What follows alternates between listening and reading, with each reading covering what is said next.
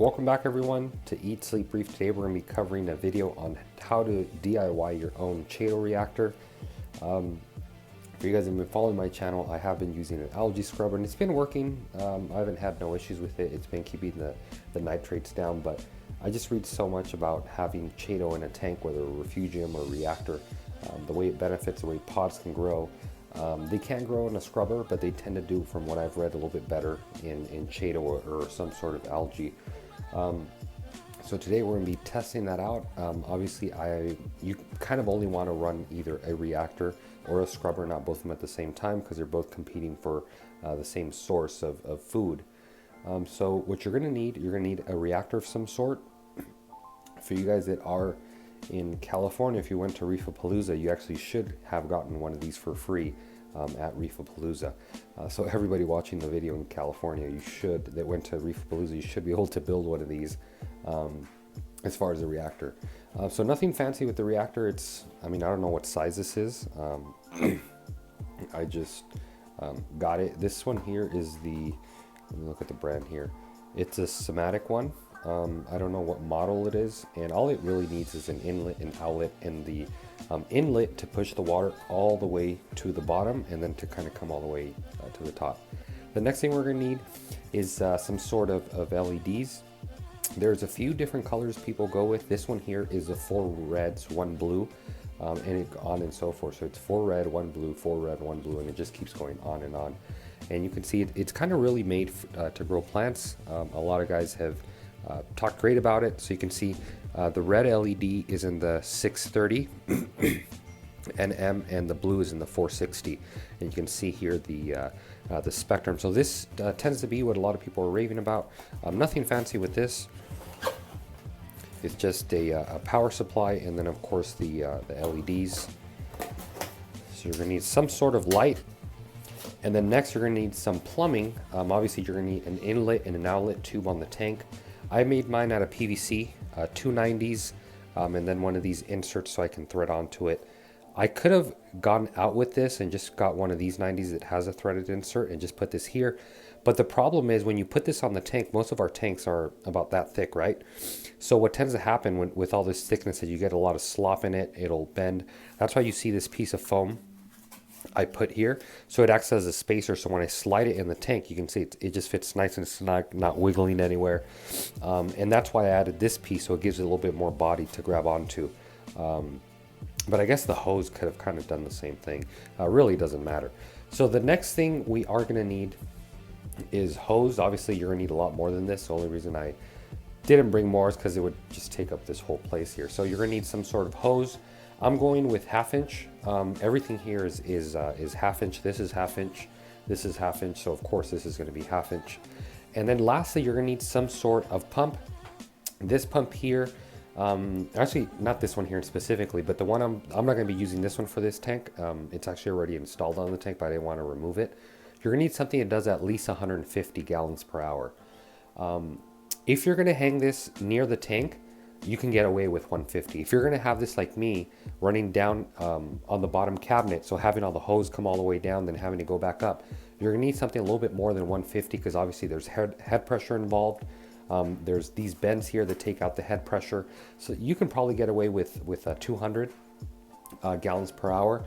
The nice thing about this reactor is it comes with a valve, so I can actually regulate it on the valve as well if I feel it's too much flow. So if you're going to do something, I do something at least 250, then put a valve on it, so then you can regulate it if it's too much flow. So what we're going to do now, obviously I assembled this already off camera kind of to save some time. I'm going to wrap the LEDs on the reactor, and all that's going to consist of is really just spiraling them. I'm going to show you as soon as I'm done, and holding them with 2 zip ties here on the top. Like I said, to save time on the video, I won't show you guys. I'll just show you the finished product and any tips I have maybe when I'm all done with it. So what I'm doing now, I'm gonna wrap the reactor in the LEDs, and then we'll come back and show you guys how it came out. All right, so we're done wrapping the LEDs, kind of doing a whole little spiral effect. You can see here we got going on. I didn't end up using even half of the whole roll I ordered.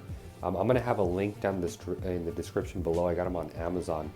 I want to say they were like 17 bucks, and it was a roll of like, I think 16 feet, and I didn't even use half of it. So Just keep that in mind if you are wondering on how. I didn't measure exactly how much it was or how much was used, but one thing I did do about half an inch, or that's probably about an inch to about 3/4 of an inch spacing in between each spiral.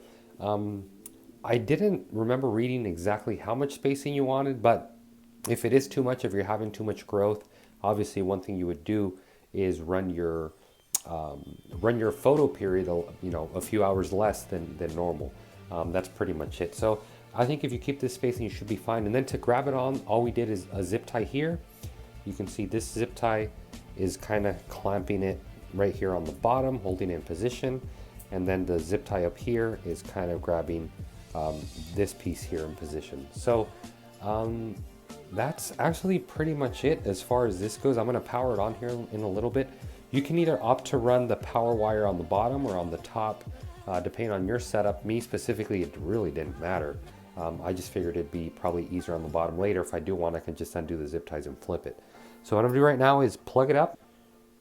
There we go. Let me see if I shut off the lights, if it looks any better. Kind of.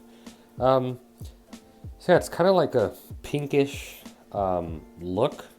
You can see the blue LED. Well, it's kind of hard on camera. All you see is like one color. But I can clearly see the blue LEDs and the red LEDs. And like I said earlier, for every 4 reds, there's 1 blue. So 4 blue, red, blue, red, blue, red, blue. So it's 4 reds, 1 blue, 4 reds, 1 blue, 4 reds, 1 blue. So all there really is to do now, guys, from this point, I'm not going to make the video go on too long because it's very straightforward. All there is to do now is obviously put your Chaeto in here, and you only need a little bit. I mean, if you put more, no worries, but you only need, about that much. It's going to start growing in here.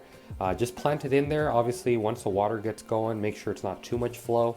And then what we're going to do, we're going to route it into our tank. We're going to put our air tubing or hose tubing, whatever, or the vinyl tubing we have. We're going to secure that.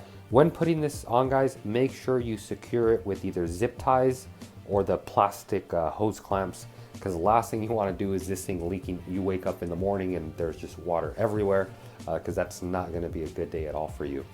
So I want to say that's it, guys. As you guys saw, it's very straightforward. I mean, this shouldn't take you more than 15 minutes. To do it. It's something that can be done very fast. Not much assembling. I mean, this is really the only thing that took me a bit of while to assemble. And even then, it wasn't that hard at all. So that's going to be it, guys. If you guys have any questions, comments, or concerns, please leave them down in the comment box below.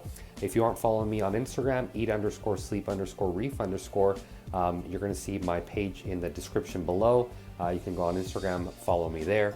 And that's it, guys. If you aren't subscribed to my channel, be sure to subscribe.